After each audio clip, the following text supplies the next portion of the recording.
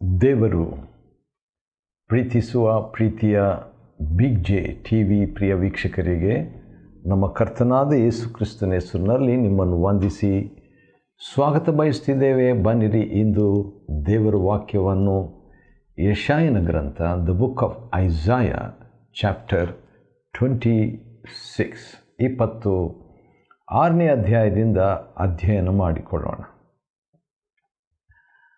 ಮೊದಲನೇ ಅಧ್ಯಾಯದಿಂದ 24 ಅಧ್ಯಾಯಗಳವರೆಗೆ ಸೇವೆ ಸೇವೆ, ಪ್ರವಾದನೆ ಪ್ರವಾದನೆ ಪ್ರವಾದನೆ, ತೀರ್ಪು ತೀರ್ಪು ತೀರ್ಪು, ಜನರು ಜನರು ಜನರು,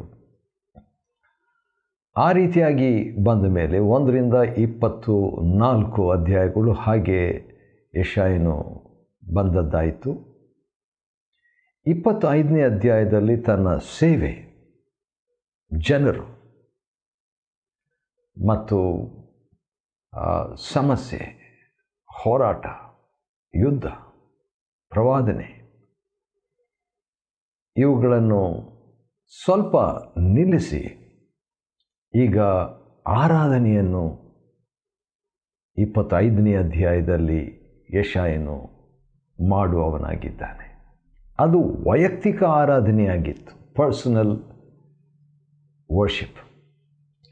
ಆ ರೀತಿಯಾಗಿ ವೈಯಕ್ತಿಕ ಆರಾಧನೆಯನ್ನು ಮಾಡಿ ಮುಗಿಸಿದ ನಂತರ 26ನೇ ಅಧ್ಯಾಯದಲ್ಲಿ, 25ನೇ ಅಧ್ಯಾಯದಲ್ಲಿ ವೈಯಕ್ತಿಕವಾದಂಥ ಆರಾಧನೆ, 26ನೇ ಅಧ್ಯಾಯದಲ್ಲಿ ನೋಡಿದರೆ ರಾಷ್ಟ್ರ ಆರಾಧನೆ, ಇಡೀ ರಾಷ್ಟ್ರವೇ ಆರಾಧನೆ ಮಾಡುವಂಥದ್ದನ್ನು ನಾವು 26ನೇ ಅಧ್ಯಾಯದಲ್ಲಿ ನೋಡ್ತೇವೆ. ಅಂದರೆ ಅದು ಮುಂದೆ ಆಗುವಂಥದ್ದು, ಆದರೆ ಈಗಲೇ ಅದರ ವಿಷಯವಾಗಿ 26ನೇ ಅಧ್ಯಾಯದಲ್ಲಿ ನೋಡ್ತೇವೆ. ಯೆಶಾಯನ ಆರಾಧನೆ 25ನೇ ಅಧ್ಯಾಯ, ಇಸ್ರಾಯೇಲರ ಆರಾಧನೆ 26ನೇ ಅಧ್ಯಾಯ. ಬನ್ನಿರಿ ನೋಡೋಣ 26ನೇ ಅಧ್ಯಾಯದಲ್ಲಿ ಯಾವ ರೀತಿಯಾಗಿ ಇಸ್ರಾಯೇಲರು ದೇವರನ್ನು ಆರಾಧನೆ ಮಾಡಿದರು ಅಥವಾ ಗೀತವನ್ನು ಹಾಡಿದರು ಎಂಬುದಾಗಿ ನೋಡುವಾಗ ಈ ರೀತಿಯಾಗಿದೆ. ಯೆಹೋವನು ತನ್ನ ರಕ್ಷಣೆಯನ್ನು, ರಕ್ಷಣೆ ಅಂತ ಹೇಳಿದಾಗ ರಕ್ಷಕನನ್ನು ನಾವು ನೆನಪು ಮಾಡಿಕೊಳ್ಬೇಕು. ಅಂದರೆ ಕ್ರಿಸ್ತನನ್ನು, ಮೆಸ್ಸಿಯನನ್ನು, ರಕ್ಷಣೆಯನ್ನು ಕೋಟೆಯನ್ನಾಗಿಯೂ ಹೊರಪೌಳಿಯನ್ನಾಗಿಯೂ ಮಾಡಿದ್ದಾನೆ. ವಾವ್! ರಕ್ಷಣೆ ಅಂದರೆ ಅದು ಒಂದು ಕೋಟೆ. ಬಳ್ಳಾರಿಯಲ್ಲಿ ಒಂದು ಕೋಟೆ, ಅದನ್ನು ಅನೇಕ ಸಾರಿ ಸ್ನೇಹಿತರಾದಂಥ ನಾವು ಹೋಗಿ ಬರ್ತಿದ್ದೆವು. ಅದು ಭಾಳ ಬಲವಾದಂಥ ರೀತಿಯಲ್ಲಿ ಕಟ್ಟಲ್ಪಟ್ಟಂಥ ಒಂದು ಕೋಟೆಯಾಗಿತ್ತು. ದೂರದಿಂದ ನಮ್ಮ ಮನೆಯಿಂದ ಕೂಡ ಅದನ್ನು ನೋಡ್ತಿದ್ದೆವು. ಆ ಕೋಟೆ, ಆ ಒಂದು ಹತ್ತಿರದಲ್ಲಿ ಒಂದು ಕೋಟೆ ಅಂತ ಕೂಡ ಒಂದು ಅಡ್ರೆಸ್, ಸ್ಥಳ ಇದೆ. ಹೌದು, ರಕ್ಷಣೆಯ ಒಂದು ಕೋಟೆ. ಅಷ್ಟೇ ಅಲ್ಲ, ಹೊರ ಪೌಳಿ. ನೆಹೆಮ್ಯನು ಆ ಪಟ್ಟಣದ ಸುತ್ತಲೂ ಗೋಡೆ, ಪೌಳಿ, ಹೊರಪೌಳಿಯನ್ನು ಕಟ್ಟಿದನು. ಸುಭದ್ರತೆ, ಶಿಸ್ತು, ಪ್ರೈವಸಿ, ಖಾಸಗಿತನವನ್ನು ಸೂಚಿಸುವಂಥದ್ದು ಆ ಒಂದು ಪೌಳಿ ಗೋಡೆ. ರಕ್ಷಣೆ ಕೂಡ ಆ ರೀತಿಯಾಗಿ ನಮಗೆ ಒಂದು ಪ್ರೈವಸಿಯನ್ನು, ವೈಯಕ್ತಿತೆಯನ್ನು, ಭದ್ರತೆಯನ್ನು, ಪ್ರತ್ಯೇಕತೆಯನ್ನು ಮಾಡುವಂಥದ್ದಾಗಿದೆ. ಸರಿ, ಮುಂದೆ ಇಸ್ರಾಯೇಲರ ಸ್ತೋತ್ರ ಅಥವಾ ಯೆಹೂದ ದೇಶದೊಳಗಿಂದ, ಯೆಹೂದ ಅಂತ ಬರೆದಿದೆ ಮೊದಲನೇ ವಚನದ, ಆ ದಿವಸದಲ್ಲಿ ಯೆಹೂದ ದೇಶದೊಳಗೆ ಈ ಗೀತವನ್ನು ಹಾಡುವರು. ಯೆಹೂದ್ಯರ ಹಾಡು ಏನಾಗಿದೆ, 3ನೇ ವಚನದಲ್ಲಿ ಹಾಡಾಗಿದ್ದರೂ ಅದರಲ್ಲಿ ಒಂದು ಸತ್ಯ ಇದೆ, ಅದರಲ್ಲಿ ಒಂದು ಪ್ರಕಟಣೆ ಇದೆ, ಅದರಲ್ಲಿ ವಾಗ್ದಾನವಿದೆ. ನೋಡೋಣ 3ನೇ ವಚನ, ಯೆಶಾಯ 26:3. ಸ್ಥಿರಚಿತ್ತನನ್ನು, ಅಂದರೆ ಫೋಕಸ್ ಆಗಿರುವಂಥ ವ್ಯಕ್ತಿ, ಸ್ಥಿರಚಿತ್ತನನ್ನು ಶಾಂತಿಯಲ್ಲಿ ನೆಲೆಗೊಳಿಸಿ ಕಾಯುವಿ. ಸ್ಥಿರಚಿತ್ತನನ್ನು ಶಾಂತಿಯಲ್ಲಿ ನೆಲೆಗೊಳಿಸಿ ಕಾಯುವಿ. ಹೌದು, ಸ್ಥಿರಚಿತ್ತವಾಗಿರುವಂಥದ್ದೇ ಒಂದು ಒಳ್ಳೆಯ ಅನುಭವ. ಅದರಲ್ಲಿ ದೇವರು ಸಮಾಧಾನವನ್ನು ಸೇರಿಸಿದಾಗ ಇನ್ನೂ ಚೆನ್ನಾಗಿರ್ತದೆ. ಅಂಥವರಿಗೆ ದೇವರಲ್ಲಿ ಭರವಸವಿದೆ. ಹೌದು, ಆ ಯೆಹೋವನಲ್ಲಿ ಸದಾ ಭರವಸವಿಡಿರಿ. ವೈಯಕ್ತಿಕವಾದಂಥ ಭರವಸೆ 3ನೇ ವಚನದಲ್ಲಿ ಇಡೀ ಇತರರಿಗೂ ನಾವು ಪ್ರಸಂಗ ಮಾಡ್ಬೋದು, ಕರಿಬೋದು, ಬನ್ನಿರಿ ನೀವು ಭರವಸೆ ಬಿಡ್ರಿ ಅಂತ ಹೇಳಿಬಿಟ್ಟು. ಆ ರೀತಿಯಾಗಿ ಹೇಳಿದ ಮೇಲೆ 4ನೇ ವಚನದ 2ನೇ ಭಾಗದಲ್ಲಿ ಯೆಹೋವನು ಶಾಶ್ವತವಾಗಿ ಆಶ್ರಯಗಿರಿಯಾಗಿದ್ದಾನೆ. ಆಶ್ರಯಗಿರಿ. ಹೌದು, ಗಿರಿ ಬಲವಾದದ್ದು.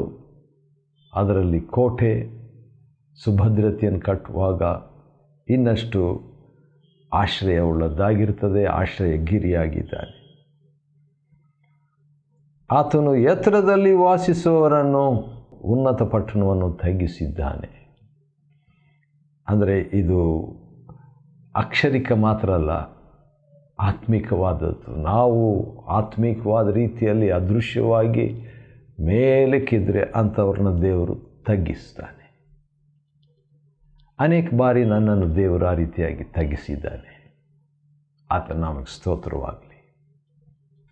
ಯಾಕಂತ ಹೇಳಿದರೆ ನಮ್ಮಲ್ಲಿ ತಗ್ಗಿಸಿಕೊಳ್ಳದ ಸ್ವಭಾವ ಆಗಾಗ ಬರ್ತದೆ. ಅದು ನಮಗೆ ಗೊತ್ತಿರ್ತದೆ, ಬೇರೆಯವ್ರಿಗೆ ಗೊತ್ತಿರಲ್ಲ, ದೇವರಿಗೂ ಗೊತ್ತಿರ್ತದೆ. ಶಿಷ್ಟನ ಮಾರ್ಗವು 7ನೇ ವಚನ ನೇರವಾಗಿದೆ, ಏನು ವಕ್ರತೆ ಇಲ್ಲ. ಆದ ಕಾರಣ ಆ ಮಾರ್ಗವು ಅಂತ ಹೇಳಿದಾಗ ಯೋಹಾನ 14:6 ನಾನೇ ಮಾರ್ಗವು ಎಂಬುದಾಗಿ ಹೇಳಿದಾತನನ್ನು ನೆನಪು ಮಾಡಿಕೊಳ್ಳೋಣ. ಅದೇ ಸಂದರ್ಭದಲ್ಲಿ ವಿಮೋಚನಕಾಂಡ 33 ಕೂಡ ಮೋಶೆ ಮಾಡಿದಂಥ ಪ್ರಾರ್ಥನೆಯನ್ನು ನೆನಪು ಮಾಡಿಕೊಳ್ಳೋಣ. 33 ಅದರಲ್ಲಿ ಮೋಶೆಯ ಒಂದು ಪ್ರಾರ್ಥನೆ 13ನೇ ವಚನದಲ್ಲಿ, ನನಗೆ ನಿನ್ನ ದಯೆ ದೊರಕಿದ್ದಾದರೆ, ದೊರಕಿದೆ, ಆದರೆ ಅದನ್ನು ಟೆಸ್ಟ್ ಮಾಡಬೇಕು ಅಂತ ಮೋಶೆ ಬಯಸಿ, ನನಗೆ ನಿನ್ನ ದಯೆ ದೊರಕಿದ್ದಾದರೆ ನಾನು ನಿನ್ನನ್ನು ಬಲ್ಲವನಾಗಿರುವಂತೆ, ವಾವ್, ನಾನು ನಿನ್ನನ್ನು ಬಲ್ಲವನಾಗಿರುವಂತೆ ನಿನ್ನ ಮಾರ್ಗವನ್ನು ನನಗೆ ತೋರಿಸು. ವಾವ್, ಅತ್ಯಂತ ಭಕ್ತಿವಂತನಾದ ವ್ಯಕ್ತಿ ಈ ಮೋಶೆ. ಆ ಮೋಶೆಯ ಒಂದು ಆಶೆ ದೇವರನ್ನು ತಿಳ್ಕೊಳ್ಬೇಕು, ದೇವರನ್ನು ಬಲ್ಲವನಾಗಿರಬೇಕು. ದೇವರನ್ನು ಬಲ್ಲವನಾಗಿರಬೇಕು ಪ್ಲಸ್ ದೇವರ ದಯೆ ನನಗೆ ದೊರಕಿದೆ ಎಂಬುದನ್ನು ಖಚಿತಪಡಿಸ್ಕೊಳ್ಬೇಕು. ಈ ಎರಡೂ ಕೂಡ ನಿಜವಾಗಿದ್ದರೆ ದೇವರು ತನ್ನ ಮಾರ್ಗವನ್ನು ತೋರಿಸಲಿ ಎಂಬಂಥ ಒಂದು ಪ್ರಾರ್ಥನೆ ಮೋಶೆಗಿತ್ತು. ವಿಮೋಚನಕಾಂಡ 33:13 ಮತ್ತು 7ನೇ ವಚನ, ಶಿಷ್ಟನ ಬಗ್ಗೆ ನೀನು ಆ ಶಿಷ್ಟನ ದಾರಿಯನ್ನು ಸರಿಪಡಿಸಿ ಸಮ ಮಾಡ್ತೀಯ. ಹೌದು, ಯೆಹೋವನೇ ನಿನ್ನ ನ್ಯಾಯ ಕಾರ್ಯಗಳು ತೋರತಕ್ಕ ಮಾರ್ಗದಲ್ಲಿ. ಮತ್ತೆ ಮಾರ್ಗ ಬಂತು. 8ನೇ ವಚನ, ಯೆಶಾಯ 26:8 ಮಾರ್ಗದಲ್ಲಿ ನಿನ್ನನ್ನು ಕಾದುಕೊಂಡಿದ್ದೇವೆ, ನಿನ್ನ ನಾಮಸ್ಮರಣೆಯು ನಮ್ಮ ಆತ್ಮಕ್ಕೆ ಕೇವಲ ಇಷ್ಟವಾಗಿದೆ. ನಿನ್ನ ಹೆಸರು ಅಂದರೆ ಎಷ್ಟೋ ಇಷ್ಟ. ಅಂಥ ಒಂದು ಕ್ರಿಯೆ ದೇವರಾತ್ಮನು ನನ್ನಲ್ಲಿ ನಮ್ಮಲ್ಲಿ ಮಾಡಬೇಕ್ರಿ. ಅದು ಬುದ್ಧಿಯಿಂದ ತಿಳ್ಕೊಳ್ಳುವಂಥದ್ದಲ್ಲ. ಬುದ್ಧಿಯಿಂದ ಹಾಗೆ ಮಾಡ್ಬೋದು, ಆದರೆ ಹೃದಯಪೂರ್ವಕವಾಗಿ ನಾನು ಮಾಡಬೇಕಾದ್ರೆ, ಆತ್ಮಪೂರ್ವಕವಾಗಿ ಮಾಡಬೇಕಾದ್ರೆ, ದೈವಪೂರ್ವಕವಾಗಿ ಮಾಡಬೇಕಾದರೆ ದೇವರು ಸಹಾಯ ಮಾಡಬೇಕು. 9ನೇ ವಚನ. ಈ ಅನುಭವ, 9ನೇ ವಚನದಲ್ಲಿರುವಂಥ ಅನುಭವ ಎಲ್ರಿಗೂ ಇರಲ್ಲ, ಕೆಲವರಿಗಿರ್ತದೆ. ಕೀರ್ತನೆಗಾರನಿಗಿತ್ತು, ನಮ್ಮ ಕರ್ತನಾದ ಯೇಸು ಕ್ರಿಸ್ತನಿಗಿತ್ತು. ಆದರೆ ನಾವು ಇದನ್ನು ಪ್ರಾರ್ಥನೆಯಾಗಿ, ಇಲ್ಲದಿದ್ದರೆ ನಾವೊಂದು ಪ್ರಾರ್ಥನೆಯಾಗಿ ಇದನ್ನು ಮಾಡೋಣ. ಯೆಶಾಯ 26:9. ರಾತ್ರಿಯಲ್ಲಿ ನಿನ್ನನ್ನು ಮನಪೂರ್ವಕವಾಗಿ ಹಾರೈಸಿದ್ದೇವೆ. ದೇವರು ಬೇಕು. I need God. ಹಾಡುಗಳಲ್ಲಿ, ಇಂಗ್ಲೀಷ್ ಹಾಡುಗಳಲ್ಲಿ ನನಗೆ ಇಷ್ಟವಾದಂಥ ಹಾಡುಗಳಲ್ಲಿ ಒಂದು, I need thee every hour. ಪ್ರತಿ ತಾಸು ನೀ ನನಗೆ ಅಗತ್ಯ. ಹೌದು, ರಾತ್ರಿಯಲ್ಲಿ ಕೂಡ ಮನಪೂರ್ವಕವಾಗಿ ದೇವರನ್ನು ಹಾರೈಸುವಂಥ ಮನಸ್ಸು ದೇವರು ನನಗೂ ನಮಗೂ ದಯಪಾಲಿಸಲಿ. ಹೌದು, ನಮ್ಮ ಆತ್ಮದಲ್ಲಿ ದೇವರನ್ನು ತವಕದಿಂದ ಹುಡುಕುವಂತೆ ಆಗಲಿ. ಹೌದು, ಈ ರೀತಿಯಾಗಿ ಆದಾಗ ಏನಾಗ್ತದೆ, ಭೂನಿವಾಸಿಗಳು ಧರ್ಮಜ್ಞಾನವನ್ನು ಪಡೆದುಕೊಳ್ಳುವರು. ಒಂದಿನ ನಮ್ಮ ಭೂಮಿ, ನಮ್ಮ ಲೋಕ ಸುಧಾರಣೆಯ ಲೋಕ, ಒಳ್ಳೆಯ ಲೋಕ ಆಗುತ್ತೆ. ಹೌದು, ದುಷ್ಟರಿದ್ದಾರೆ, ಅಧರ್ಮವು ಹೆಚ್ಚುತ್ತಾ ಇದೆ, ನಿಜ. ಆದರೆ ಯೆಶಾಯನು ಹೇಳಿದ ಹಾಗೆ ಒಂದಿನ ಬರ್ತದೆ, ಆಗ ಭೂಮಿಯೆಲ್ಲ ಕರ್ತನ ಜ್ಞಾನದಿಂದ ತುಂಬಿರುವಂಥದ್ದಾಗಿದೆ. 11ನೇ ಅಧ್ಯಾಯ ಅದು ಯೇಸು ಕ್ರಿಸ್ತನ ಮುಖಾಂತರ ಆಗುವಂಥದ್ದು. ಯಾಕಂದರೆ ಯೆಶಾಯ 11 ಕ್ರಿಸ್ತನ ವಿಷಯವಾಗಿದೆ. 9ನೇ ವಚನದ 2ನೇ ಭಾಗದಲ್ಲಿ ಈ ರೀತಿಯಾಗಿದೆ, ಸಮುದ್ರದಲ್ಲಿ ನೀರು ಹೇಗೋ ಹಾಗೆಯೇ ಭೂಮಿಯಲ್ಲಿ ಯೆಹೋವನ ಜ್ಞಾನವು ತುಂಬಿಕೊಂಡಿರುವುದು. ವಾವ್, ತುಂಬಿಕೊಂಡಿರಲಿ, ಆಮೇನ್ ಎಂಬುದಾಗಿ ಹೇಳುವ. ಸರಿ, ಹಾಗೆ ಮುಂದುವರಿಸುವುದಾದರೆ, ಯೆಹೋವನ ಮಹಿಮೆಯನ್ನು ಲಕ್ಷಿಸದೆ ಯಥಾರ್ಥರ ದೇಶದಲ್ಲಿಯೂ ಅನ್ಯಾಯನ್ನಾಚರಿಸುವರು ಎಂಬುದಾಗಿ ಕೆಲವರ ಬಗ್ಗೆ. 12ನೇ ವಚನ. ಯೆಹೋವನೇ, ನೀನು ನಮಗೆ ಸಮಾಧಾನವನ್ನು ವಿಧಿಸುವಿ. ನಾವು ನಡೆಸಿದ್ದೆಲ್ಲವೂ ನೀನು ನಮಗೋಸ್ಕರ ನಡೆಸಿದ್ದೇ ಸರಿ. ವಾವ್, ಎಂಥ ಒಂದು ಚೌಕಾಶಿ ಅಲ್ಲ. ಆದರೆ ಇಲ್ಲಿ ದೇವರ ಜೊತೆಯಲ್ಲಿ ಆ ಹೃದಯಾಂಗಮವಾಗಿ ಹೃದಯ ತೆರೆದು ಮಾತನಾಡುವಂಥದ್ದು. ನಮ್ಮ ದೇವರಾದ ಯೆಹೋವನೇ, ನಿನ್ನ ಸ್ಥಾನದಲ್ಲಿ ಬೇರೆ ಒಡೆಯರು ನಮ್ಮ ಮೇಲೆ ದೊರೆತನ ಮಾಡುತ್ತಿದ್ದರು. ನೋಡ್ರಿ, ದೇವ್ರ ಸ್ಥಾನದಲ್ಲಿ ಬೇರೆಯವರು ನಮ್ಮನ್ನು ಕಂಟ್ರೋಲ್ ಮಾಡಬಾರ್ದು. ಆದರೆ ಇಸ್ರಾಯೇಲರ ಕಾಲದಲ್ಲಿ, ಅವರ ಜೀವನದಲ್ಲಿ ಆ ರೀತಿಯಾಗಿ ಆಗ್ತಿತ್ತು. ಆದ ಕಾರಣ ಅದನ್ನೇ ಪ್ರಾರ್ಥನೆಯಾಗಿ ಅವರು ಹೇಳಿಬಿಟ್ಟು ಒಂದು ಪ್ರಾರ್ಥನೆಯಾಗಿ ಮಾಡ್ತಾ ಇದ್ದಾರೆ ಇಸ್ರಾಯೇಲರು ಅಥವಾ ಯೆಹೂದ್ಯರು. ಅದಕ್ಕೆ ದೇವರು ಸಹಾಯ ಮಾಡಿದ್ರಿಂದ ಈಗ ನಿನ್ನ ನಾಮವನ್ನು ಹೊಗಳುವುದಕ್ಕೆ ನಿನ್ನಿಂದಲೇ ನಮಗೆ ಅವಕಾಶವಾಯಿತು. ಹಾಗಾದರೆ ದೇವರನ್ನು ಹೊಗಳುವುದಕ್ಕೂ ದೇವರಿಂದಲೇ ಅವಕಾಶ ನಮಗಾಗಬೇಕು. ದೇವರೇ ಸಹಾಯ ಮಾಡಬೇಕು.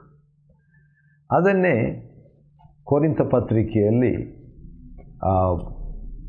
ಪೌಲನು ಒಂದು ಮಾತು ಹೇಳ್ತಾನೆ. ಅದು ನನಗೆ ನೆನಪಿಗೆ ಬರುತ್ತಿದೆ. ನೋಡೋಣ, 1ನೇ ಕೊರಿಂಥ ಏನಾಗಿದೆ ಅಂತ ಹೇಳ್ಬಿಟ್ಟು 14ನೇ ಅಧ್ಯಾಯ ಮತ್ತು 15ನೇ ವಚನದಲ್ಲಿ ಈ ರೀತಿಯಾಗಿದೆ. 1 ಕೊರಿಂಥ 14:15, 1 Corinthians 14:15. ನಾನು ಆತ್ಮದಿಂದ ಪ್ರಾರ್ಥಿಸುವೆನು, ಬುದ್ಧಿಯಿಂದಲೂ ಪ್ರಾರ್ಥಿಸುವೆನು. ಆತ್ಮದಿಂದ ಹಾಡುವೆನು, ಬುದ್ಧಿಯಿಂದಲೂ ಹಾಡುವೆನು. ಹೌದು, ಅದು ಕೂಡ ಅಗತ್ಯ. 26ನೇ ಅಧ್ಯಾಯ ಯೆಶಾಯನ ಗ್ರಂಥ 14ನೇ ವಚನದಲ್ಲಿ ಕೊನೆಯ ಭಾಗದಲ್ಲಿ ಒಂದು ಮಾತಿದೆ. ಅದೇನಂತ ಹೇಳಿದರೆ, ಸತ್ತವರು ಪುನಃ ಬದುಕೋದಿಲ್ಲ.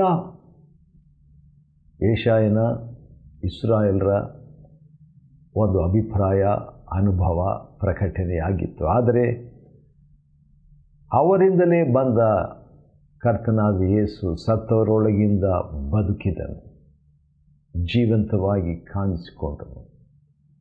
11 ಜನ ಶಿಷ್ಯರಿಗೆ ಮತ್ತ 28ರಲ್ಲಿ ಕಾಣಿಸಿಕೊಂಡನು.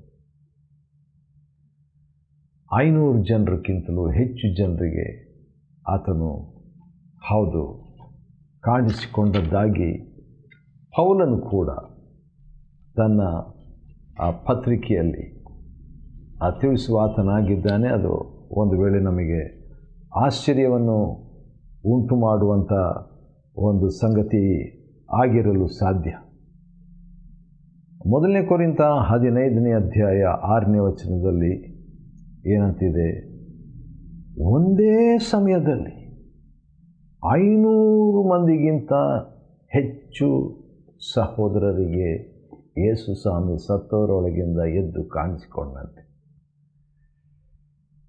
ಸರಿ, ಆಮೇಲೆ 15ನೇ ವಚನ 26ನೇ ಅಧ್ಯಾಯ ಯೆಶಾಯನ ಗ್ರಂಥ, ಅದರಲ್ಲಿ ಯೆಹೋವನೇ ನಿನ್ನ ಜನವನ್ನು ಹೆಚ್ಚಿಸಿದ್ದಿ, ನಿನ್ನ ಪ್ರಜೆಯನ್ನು ವೃದ್ಧಿಗೊಳಿಸಿದ್ದಿ, ನಿನ್ನ ದೇಶದ ಮೇರೆಗಳನ್ನೆಲ್ಲ ವಿಸ್ತರಿಸಿ ಮಹಿಮೆಗೊಂಡಿದ್ದಿ. ದೇವರಿಗಾಗಿ ನಾವು ವಿಸ್ತರಿಸಲ್ಪಡುವುದಾದರೆ ನಮ್ಮ ಸೇವೆ ದೇವರಿಗೆ ಮಹಿಮೆ. ಹೌದು, ಯೆಹೋವನೇ ನಿನ್ನ ಜನರು ಇಕ್ಕಟ್ಟಿಗೆ ಸಿಕ್ಕಿ ನಿನ್ನನ್ನು ಆಶ್ರಯಿಸಿದರು, ನಿನ್ನ ಶಿಕ್ಷೆಗೆ ಗುರಿಯಾಗಿ ಜಪ ಮಾಡಿದರು. ವಾವ್, ಚೆನ್ನಾಗಿದೆ. ಶಿಕ್ಷೆಗೆ ಗುರಿಯಾಗಿ ಜಪ ಮಾಡುವಂಥದ್ದು. 26:16, 26ನೇ ಅಧ್ಯಾಯ ಯೆಶಾಯನ ಗ್ರಂಥವನ್ನು ಅಧ್ಯಯನ ಮಾಡಿಕೊಳ್ಳುವಂತೆ ದೇವರು ಕೊಟ್ಟ ಕೃಪೆಗಾಗಿ ಆತನಿಗೆ ಸ್ತೋತ್ರವಾಗಲಿ. ದೇವರು ನಿಮ್ಮನ್ನು ಆಶೀರ್ವದಿಸಲಿ.